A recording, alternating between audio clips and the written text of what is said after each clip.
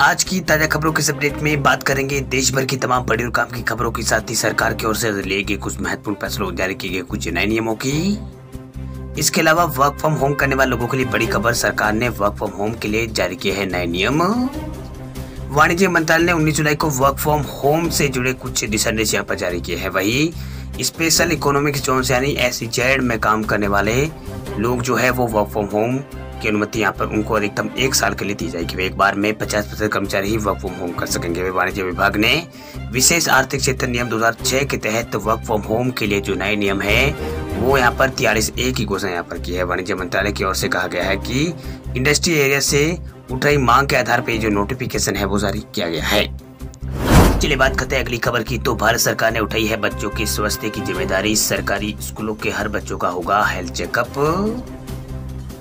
भारत के सरकारी स्कूलों में अब सभी स्टूडेंट्स के स्वास्थ्य की नियमित जांच है वो होगी। भारत सरकार ने बच्चों के स्वास्थ्य की जिम्मेदारी यहाँ पर उठाई है।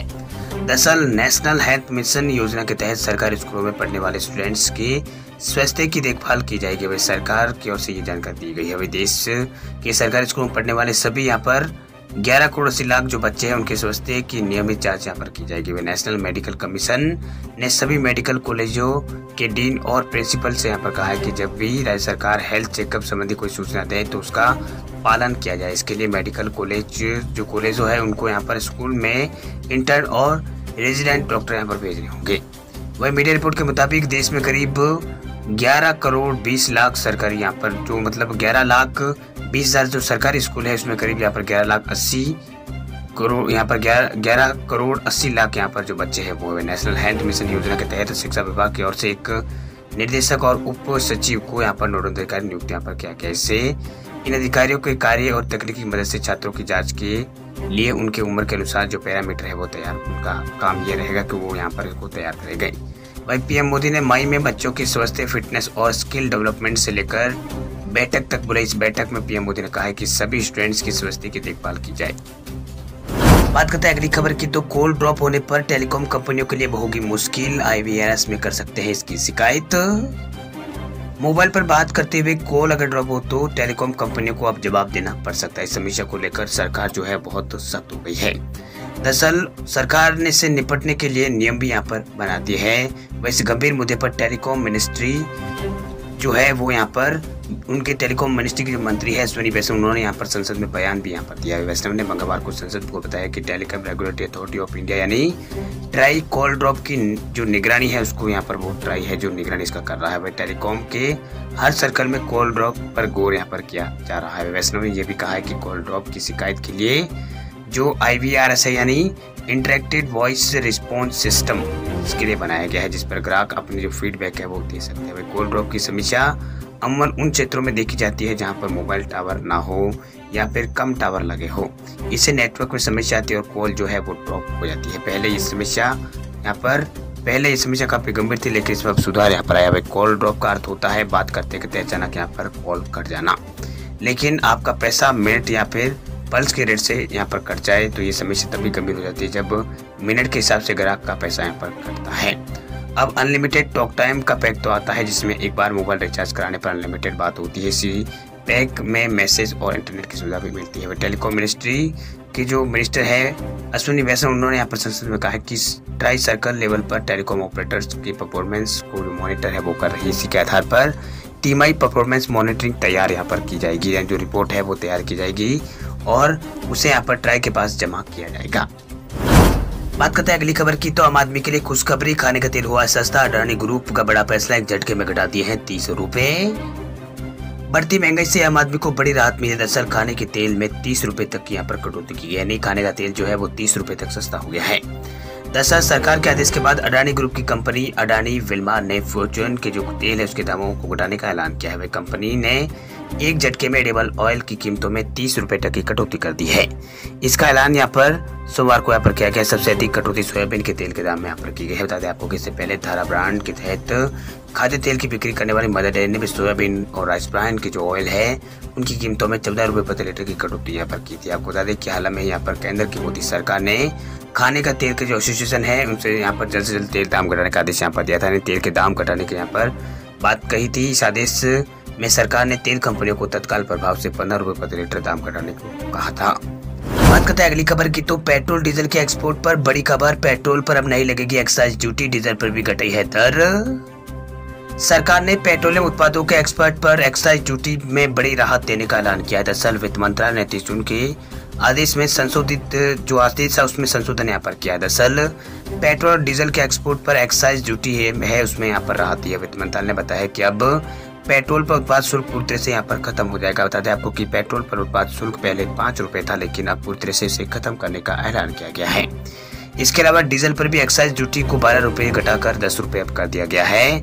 इसके अलावा यहाँ पर वित्त मंत्रालय ने पेट्रोल डीजल के एक्साइज ड्यूटी में राहत देने के अलावा यहाँ पर एविएशन टर्बाइन ऑयल यानी जो फ्यूल है ATF उसमें भी यहाँ पर एक्साइज ड्यूटी में 6 रुपए जो है वो घटाकर 4 रुपए यहाँ पर कर दिया है। इसके अलावा क्रूड पर एक्साइज ड्यूटी 23,250 रुपए प्रति किलो था, जिसे घटाकर अब यहाँ पर 17,000 प्रति किलो यहाँ पर कर दिया है। 23,250 रुपए प्रति किलो ये यहाँ पर था, जिसे अब 17,000 रुपए प्रति यहाँ पर कर दिया गया है, प्रति किलो कर दिया गया है। भाई वित्त मंत्रालय की जो जानकारी दी गई उसके मुताबिक पेट्रोल और डीजल पर लगने वाली 1 रुपए की एडिशनल ड्यूटी है वो भी अब नहीं लगेगी। वह स्पेशल इकोनॉमिक्स जोन से पेट्रोल डीजल पर कोई एक्साइज ड्यूटी यहाँ पर नहीं लगाई जाएगी। वित्त मंत्रालय के अधिकारी ने बताया कि पेट्रोल डीजल के एक्सपोर्ट एक्साइज ड्यूटी को यहाँ पर बढ़ाया गया है। इससे आम कंज्यूमर पर कोई बोझ नहीं पड़ेगा। वह केंद्र सरकार ने यह फैसला इसलिए किया है क्योंकि कंपनियां पिछले कुछ समय से ज्यादा एक्सपोर्ट यहाँ पर कर रही थी। वही एक्सपोर्ट करने से घरेलू मार्केट के लिए जो तेल है वो कम पड़ रहा था। इससे कीमतों में भी उछाल जो है वो देखने को मिला था। बात करते हैं अगली खबर की, तो आम आदमी को GST का झटका। अमूल ने बढ़ा दिए हैं दूध, दही और लस्सी के रेट्स। देश में महंगाई तेजी से बढ़ती जा रही, इस बीच सरकार ने GST की दरों में इजाफा कर दिया। सरकार की ओर से लिए गए फैसले के बाद कई प्रोडक्ट्स के रेट्स में बढ़ोतरी हुई है।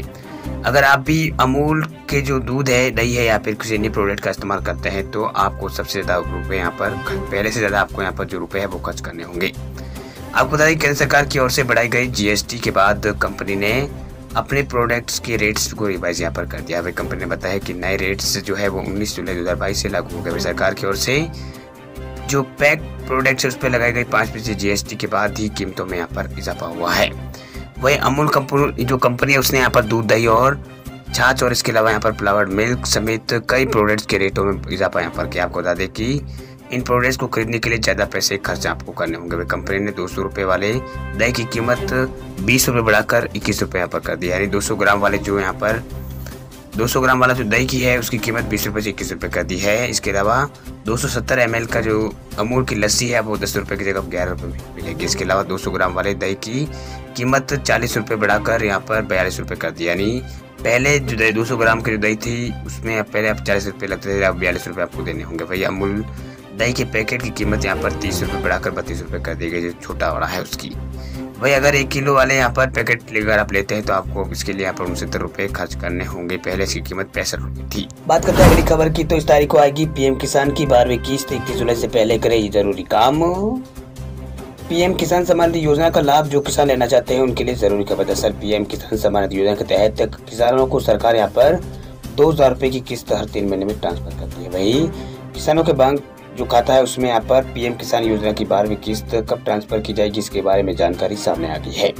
अगर आप भी इस हिस्से में यहाँ पर अपने PM किसान सम्मान निधि योजना के पैसे का अगर आप इंतजार कर रहे हैं तो आपको यहाँ पर 31 जुलाई से पहले एक जरूरी काम ऐसे पूरा करना पड़ेगा, वरना जो आपके खाते में PM किसान सम्मान निधि योजना के जो पैसे है वो नहीं आएंगे। दरअसल कब तक आएगी 12वीं किस्त का पैसा, तो आपको बता दें कि PM किसान सम्मान निधि योजना की किस्त जो है वो 1 अप्रैल से 31 जुलाई के बीच में यहाँ पर दी जाती है। वही दूसरी किस्त का पैसा 1 से 30 नवंबर के बीच में ट्रांसफर किया जाता है। इसके अलावा तीसरी किस्त 1 दिसंबर से 31 मार्च के बीच में ट्रांसफर की जाती है। इस बार PM किसान योजना की 11वीं किस्त के पैसे 31 मई को प्रधानमंत्री मोदी ने शिमला में यहाँ पर ट्रांसफर किए थे। अब ये जानकारी मिल रही है कि 2022 की जो दूसरी किस्त है उसका पैसा 1 सितंबर 2022 को किसानों के खाते में जो है वो यहाँ पर ट्रांसफर किए जाएंगे।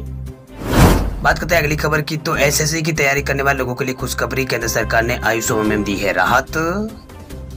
कर्मचारी चयन आयोग की ओर से सरकारी विभागों में खाली पड़े पदों पर भर्ती के लिए परीक्षाओं का आयोजन यहाँ पर किया जाता है। वही HSC की जो परीक्षा है उसकी तैयारी करने वाले उम्मीदवारों को केंद्र सरकार की ओर से बड़ी राहत यहाँ पर दी गई है। दरअसल मोदी सरकार ने SSC परीक्षा में आयु सीमा में छूट देने का ऐलान किया है। दरअसल केंद्रीय मंत्री जितेंद्र सिंह ने संसद में कहा है कि कोविड-19 की वजह से एसएससी की भर्ती प्रक्रिया में देरी हुई, इसलिए 2022 में जिन अभ्यर्थियों के लिए विज्ञापन है वो निकाले जा रहे हैं उनके लिए एसएससी की आयु सीमा निर्धारित करने के लिए 1 जनवरी 2022 के अनुसार उम्र की जो गणना है वो यहाँ पर की जाएगी।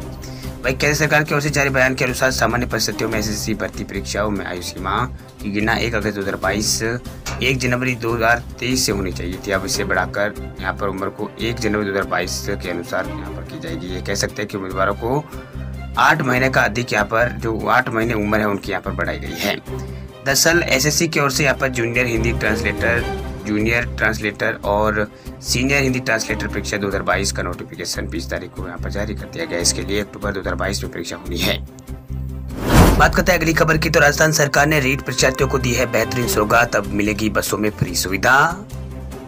राजस्थान माध्यमिक शिक्षा बोर्ड यानी आरबीएसई द्वारा राजस्थान शिक्षक पात्रता परीक्षा यानी रीट 2022 जो है वो यहाँ पर 23 और 24 जुलाई को जो परीक्षा है वो आयोजित की जाएगी। आपको बता दें कि राजस्थान सरकार ने रीट 2022 परीक्षा में शामिल होने वाले अभ्यर्थियों को निःशुल्क बस की यात्रा की सौगात दी है। प्रदेश में 22 और 23 जुलाई को आयोजित होने वाले इस परीक्षा के जो अभ्यर्थी है वो जयपुर, अजमेर, कोटा, जोधपुर, उदयपुर में संचालित शहरी बस सेवाओं में निःशुल्क बस यात्रा यहाँ पर उनको उपलब्ध कराने की बात कही गई है।